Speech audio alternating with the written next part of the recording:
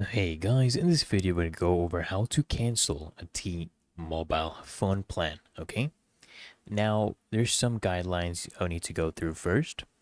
So, of course, you need to make a final payment before you can actually cancel. So you can do this online. You can do it at a T-Mobile store. You can do it by mail or you can call them, right? And then all cancellations are basically future dated and they will actually go into effect at the end of your current billing cycle. Okay, you can just cancel immediately. It will go at the end of your current billing cycle. And what will happen, guys, is if there is actually an active line on your account, any equipment installation plan device payments on a cancel line will basically continue to bill as usual.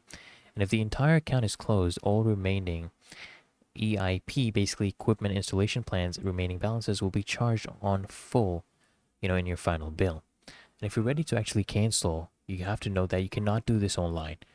If you decide you want to cancel, you have to contact them. You have to reach out to them. So I'm going to click on that page and show you their contact details, okay?